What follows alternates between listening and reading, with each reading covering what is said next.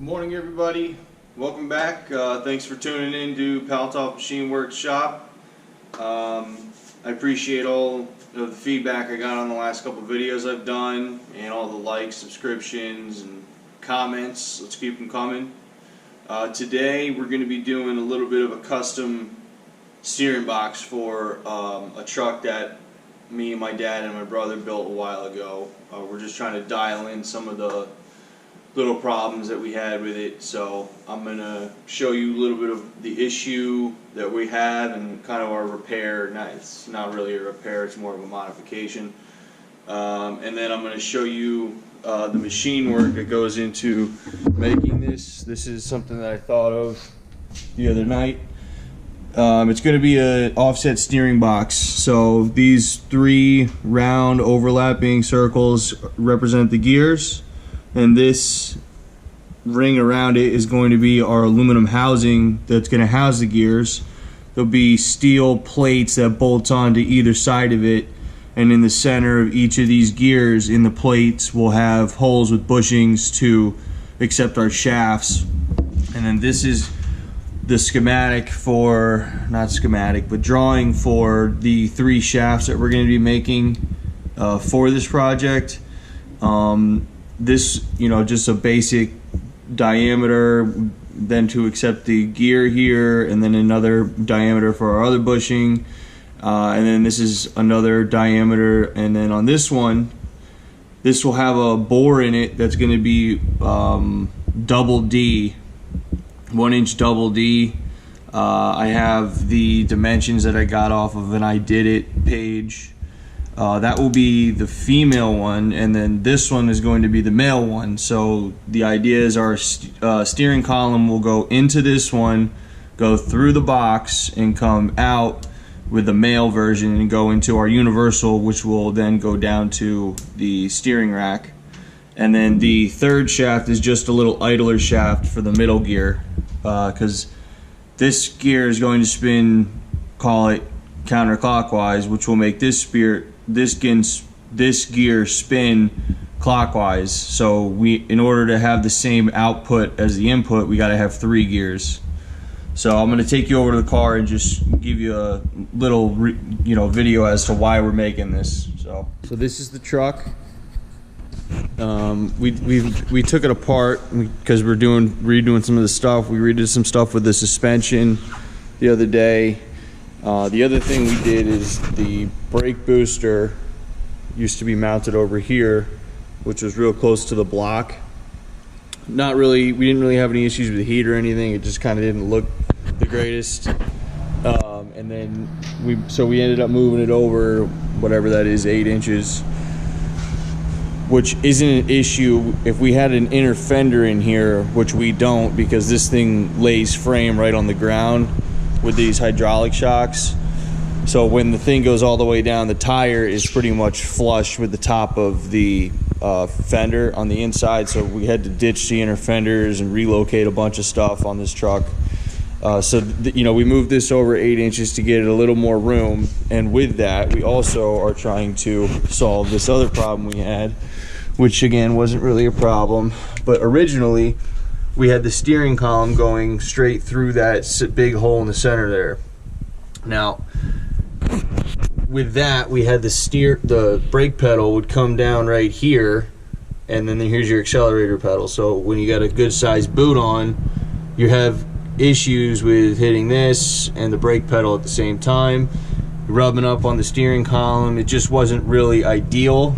In our adolescence, when we first started doing this, we kind of thought it was going to be a monster project to fix this, to get it to where we wanted it. But now that we've got some more experience under our belt, we're pretty much able to do this in a couple days. Not a big deal. So we've already done most of the modifications here. We got to do a little bit of cleaning up. We cut a new hole in the floor over to the left about 1.5 inches. This bracket used to bolt up in the center here, which would hold the steering column right in the middle.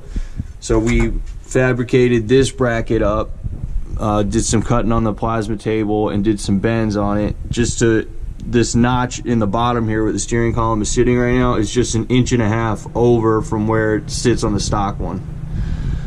We did that and then found where it goes to the floor, went through the floor there. Now, problem we're having is, here's where our, let me get a light up here, hold on. Here's where our steering column is now coming out through the floor. With that, we have this steering shaft here that is not going to be able to hook up to the end of the steering column because of the frame. So, yes, we might end up just cutting the frame, but I had this idea the other night. Was sitting on the couch with the steering box that I'm going to make with you guys today, which will offset this, essentially offset this 3 inches over to the inside of the vehicle. So that way you should be able to just shorten this shaft up and run it straight up to the box in a perfect world. I think it's gonna work. Like I said, if not, we're gonna go ahead and maybe notch the frame. I don't really want to do that, but if not, it'll be something cool to have kicking around. I'm sure we can find another use for it. So I'm gonna set up some stuff and do some machining, and I'll get some videos for you guys. Okay guys, this is the block we cut off in the saw. It's roughly 5 3/4 inches long, 2.5 inches wide, inch thick for our offset steering box housing. We got it centered up on the block in between these two edges and centered up on the block in between these two edges, found the middle. Now we're gonna mill out the pocket in the center here. And this is a rough idea of what we're going to be machining. The 3 overlapping circles on the inside of the housing there represent the gears, and we're just going to mill the pocket out around those, and then we're going to put these threaded holes on the outside, so when we make the plates that are going to hold our pins in place, we can bolt them on using those holes. So I'm going to program this up and get an end mill in there, and I'll get a video of that cut out.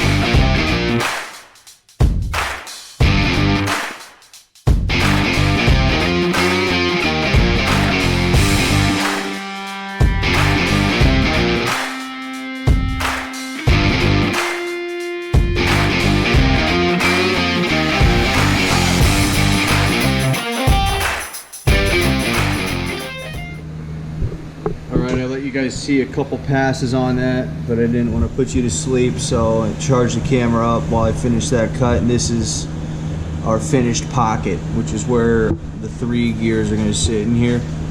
Now I'm going to just take a light cut on the face here. This is like 1 inch 0.20, it's 20 thousandths over. So I'm going to have, the finish is going to be 1 inch. I'm just going to come along here and take a face cut just to make it clean. And then I'm going to tap the holes through at my locations that I designed, so that we can mount the plate on this side and on the other side for holding our shafts in place for the gears. So.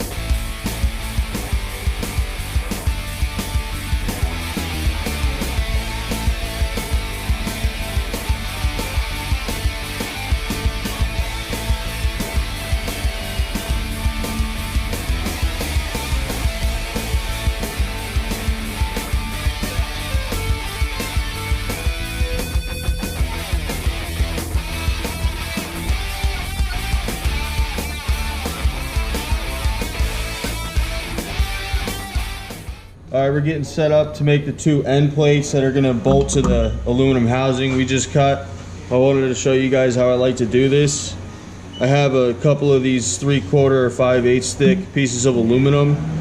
I like to put this in the jaws of the vise, tighten it down, and then I took a cleanup cut here. You can just see the edge here. That's the width of the piece and the length of the aluminum here, so that I know that what I just cut, I have a parallel surface to the head of the machine. So what I do is I clamp it down with these clamps to start and line up my program, or you know, if you're doing it on a manual mill, you could do this as well, with the center of the piece that I cut. These are a little bit bigger than the finished piece. I drill through the steel and into the aluminum with a 1/4-20 or whatever size hole you can use, or whatever size thread you want to use for what you're doing. Drill through all of it with the tap drill. Then I go back and drill through just the steel with a clearance drill for whatever thread you're doing. And then I go back and I thread through the plate into the aluminum while this is still clamped. After it's threaded, I can put the 3 bolts in here, take the clamps off, it's right where I want it, and then I'm going to program the other holes that you saw me put into the aluminum housing on it. And then afterwards, because I'm going to mill the outside and then I'm going to mill these to be bigger to fit our pins, there's 8, I believe, 8 holes that go around the outside. I'll take 4 of them and do the same exact thing.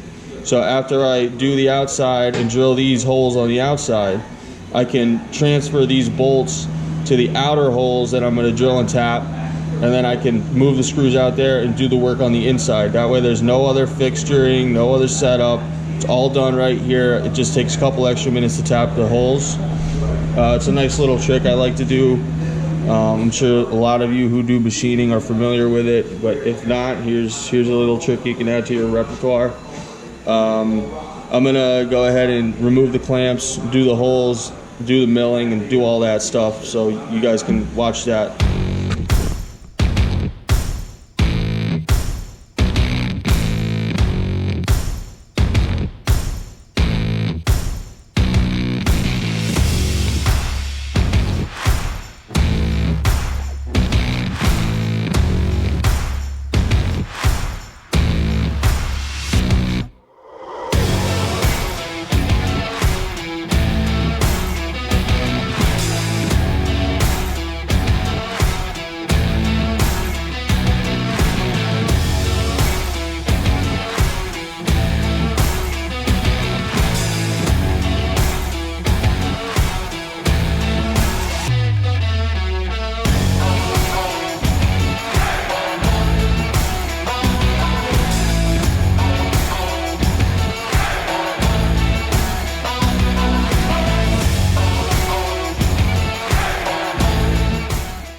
Put a couple more holes in here that I put in to the aluminum here. These are reamed for 1/4-inch pins. I didn't show you guys this when I was making this piece. I went ahead and did that off camera. So these are reamed for 1/4-inch. I'll press the pin in here, and this is going to be reamed to 251, so 1 thou clearance. That's just so that most of the load, I'm thinking, is going to be on the pins instead of on these bolts. I'm hoping that that's going to be the case, because the bolts are threading into aluminum and they're 1/4-inch bolts. I'm going to go ahead and do that part next. I just wanted to show you guys that these holes are actually in the housing as well.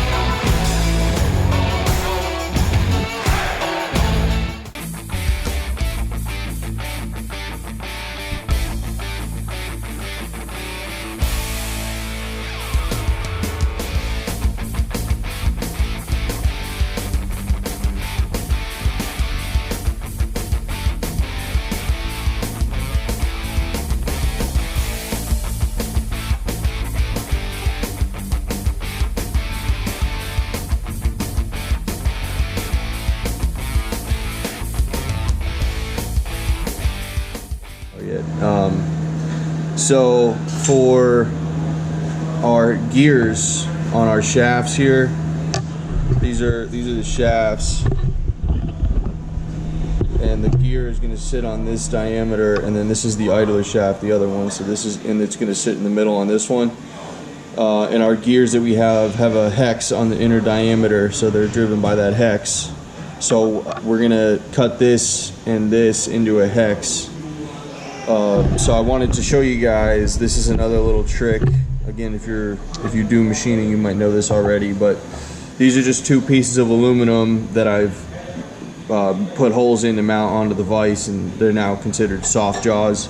So the diameter on the bottom of this is 1/2 inch, so I'm gonna just put a little 1/2 inch hole in here to a depth that's just shy of this shoulder, and this will sit in there and we can clamp it on that, and it'll have a lot of clamping force because it's perfectly radius to this.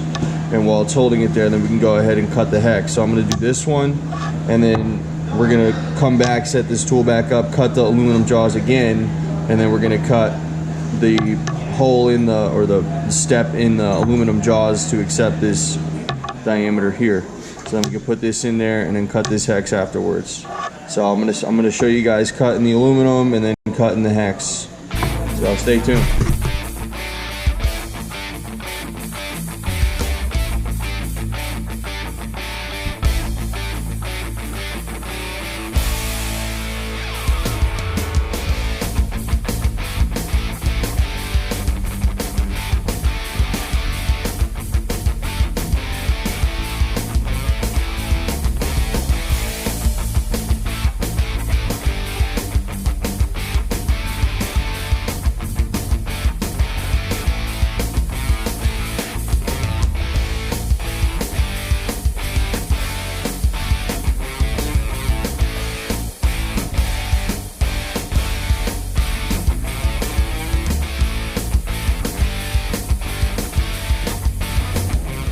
Alright guys, we're getting close. We got to do the female 1-inch DD into one of our pieces, into this face, and then on the other piece we have to do the male version to go into the universal down to the steering rack. So on this one, this is going to be the female. You see this hole that I have here. I'm going to do this on the 4 corners. The reason I'm doing that is because this has to be straight radius and then straight radius. And if I go in with an end mill, I'm gonna have the radius of the end mill on this corner here, which means that the shaft won't go in. So before I mill it, I'm gonna go and drill at the 4 corners down to our depth so that it has the relief in the corners, and then when we go through with the end mill, it'll just clean up the rest of the profile to fit the 1-inch DD in there.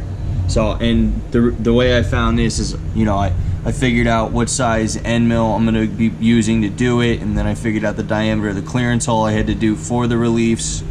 Yeah, so I got it set up in the machine now in the soft jaws of the aluminum in the vise, and I'm going to go ahead and drill the holes and then mill the pocket. The other thing I wanted to tell you guys that I didn't mention before was on this part, when we do these pockets here in the aluminum jaws, you want to have something in here tight and have the vise tight so that the dead side of the vise isn't moving at all. So I used a parallel, and I showed you that at the end of the first video. I just wanted to tell you guys about that again. So here we go.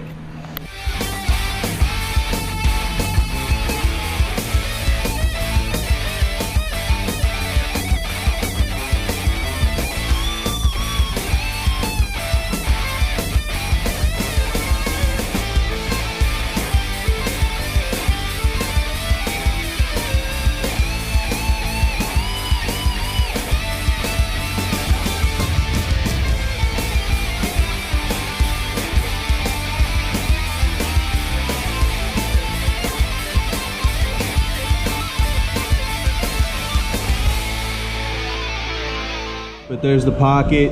Roughed it with a 3/8 roughing end mill, and then went back with the 5/16 and finished it. I pulled the steering column out of the truck real quick because I just want to make sure it fits, because if it doesn't and I take it out of the vise, then I'm gonna have to line it back up. So here we go.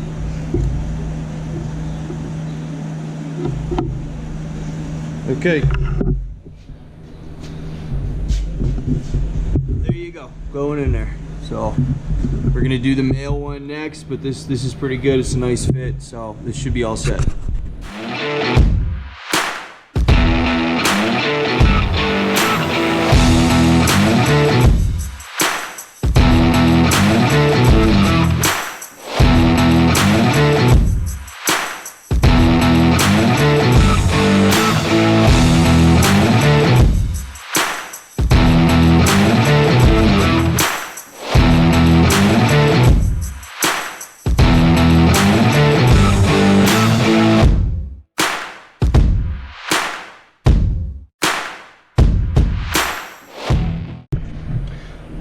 Okay, where we just left off, I was cutting the male 1-inch DD to go in our output for our box to go into the universal. You guys watched me rough it. I switched to a finishing end mill real quick. I was charging the camera after that. I took it off, put it in the universal, and it's a nice fit, so that's all ready to go. Here's all our pieces.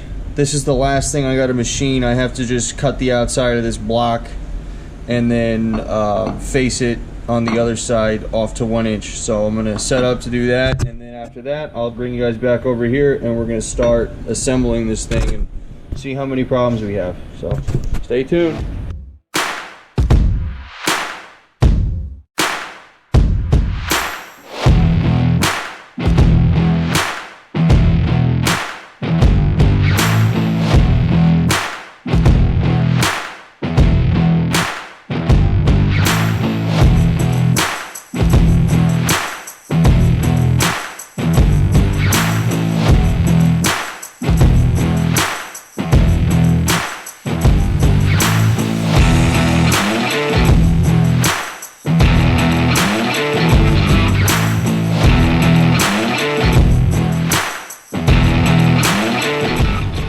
Alright, so I think we got all the machining done for this project.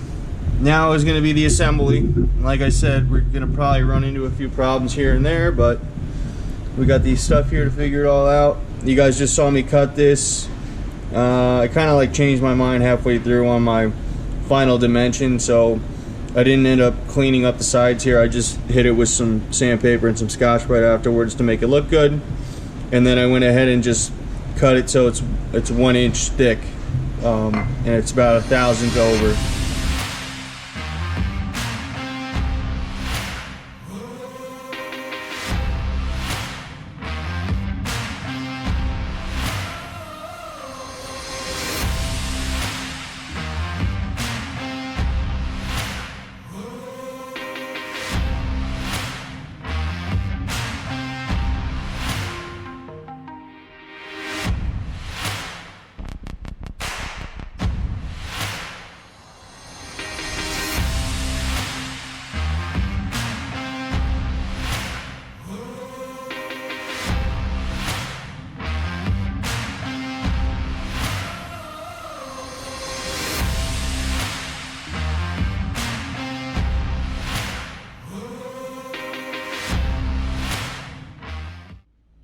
Okay, so the box is all assembled, and I got a little interference on the faces of the bushings, it seems, on the inside where the gears ride. So when I tighten the bolts on both sides all the way, it sandwiches the gear and it doesn't want to move.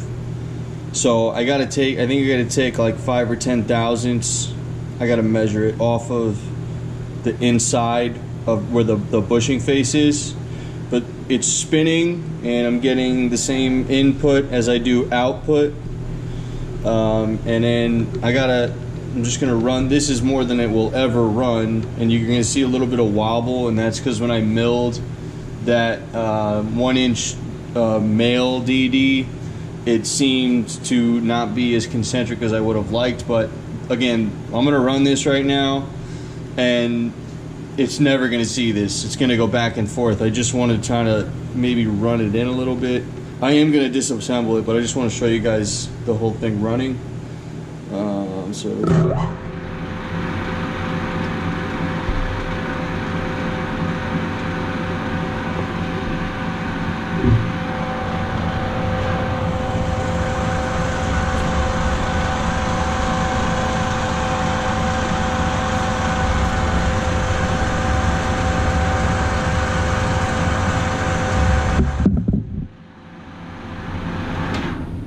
So it works, but like I said, I am gonna take it apart and clean some stuff up. I thought I was gonna have a lot more problems on my first assembly than I actually did, so what I have to do, I'm not too upset about.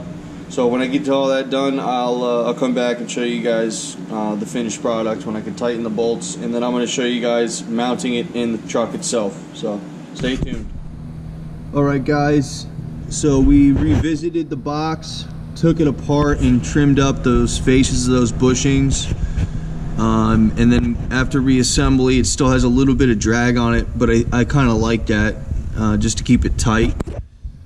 So we're going to continue on with this project here. We got it in the vehicle now, which is exciting, and I've been playing around with it with my old man and Mark, trying to figure out the best angle so that this steering shaft down here will connect up to this 1-inch double D and not be a problem for the universal that's going to be on the shaft. So this is kind of the angle. The nice thing about this thing is you can kind of mount it however way you want, just so that it fits for whatever application you might have.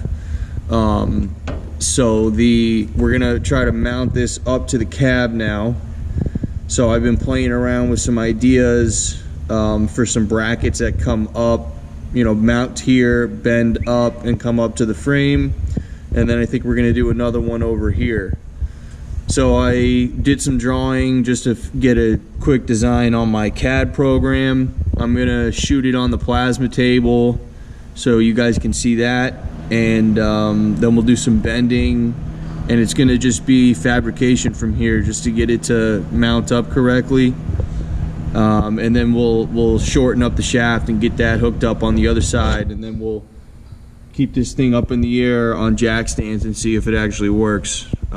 So stay tuned to see some more plasma cutting and fabrication stuff.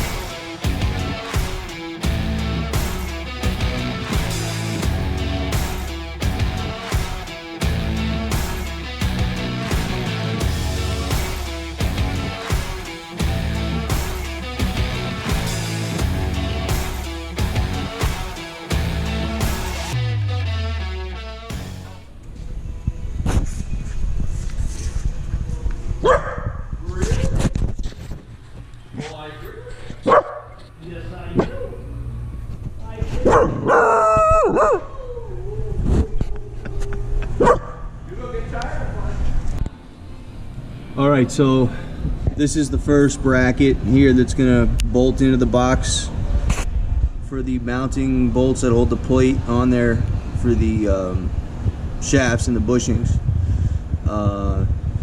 And then we got a couple bends in it to come up to the floor, so I'm going to mount this here now. and then afterwards I'm gonna come over here and mount another one right here that's gonna come straight up and come onto this flange here, because this flange has 3 or 4 layers of seam to it, so that should be sturdy enough.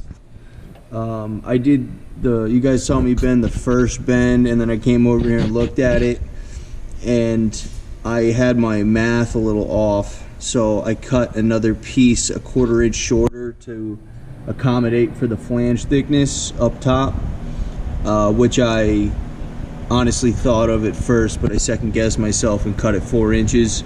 So I cut another one, but the other piece that I screwed up with, I'm gonna end up using it over here, so it's not a waste. Just wanted to show you guys where we are here. I'll get some videos of me mounting this and then doing the work to mount the other bracket as well. Okay, so before I get back to showing you guys our finished product on the truck, I just wanted to show you these 2 other trucks that we have in the lot here. This is a 62 Ford F100, I believe. So you can see that the steering column is offset to the speedometer, and if you look down at the brake pedal here, you can see how close that is.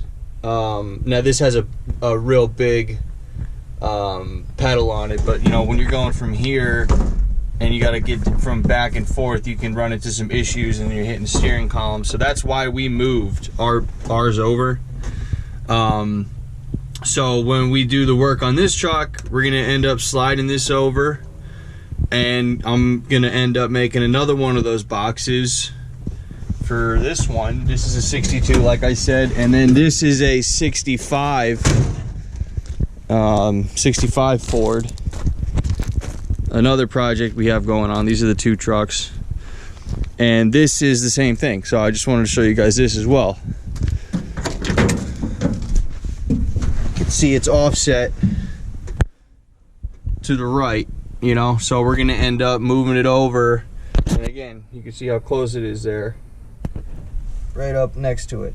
So we'll be playing with these 2 trucks, but you know, I wanted to extend out to anybody who might run into the same issue on any vehicle. These are just 60s Fords I'm showing you guys, but it could happen on anything, custom builds, whatever. This is something I would be willing to build for somebody else and sell, and I'm gonna have my email posted at the end of this video, and if it's something that you might be interested in, or you have any questions, or you want to discuss it, you can email me, we can call each other, whatever you want to do, and maybe, you know, I can help you guys fix a problem, and you guys can help me keep the lights on. So I'm gonna get back up there and show you guys the rest of our project finished up, and I hope you guys enjoy it, so stay tuned. All right, here is our finished assembly. This is the box that we built, you guys watch me make. That's in here now, mounted with this one bracket and this second bracket here. Me pulling on it, it's rock solid, it's not going anywhere. We shortened the steering shaft and fit the universals and everything to make sure everything works. I have to do some finish up work. I don't have the set screws in here, but I had to get back on some other stuff, and I just wanted to show you guys the finished product. So this is, you know, this is me moving the steering wheel in the car, and it's works very nicely, it seems like. So and this is, you know, with no steering assist from our Hydro Boost. That's why it's blowing fluid on the ground a little bit, so I'm not gonna overdo it. So I hope you guys enjoyed the video. You know, come back and check out some more. Please like, subscribe, comment, and like I said before, if anybody might be interested in something like this, go ahead and shoot me an email or leave me a comment, and we can work something out.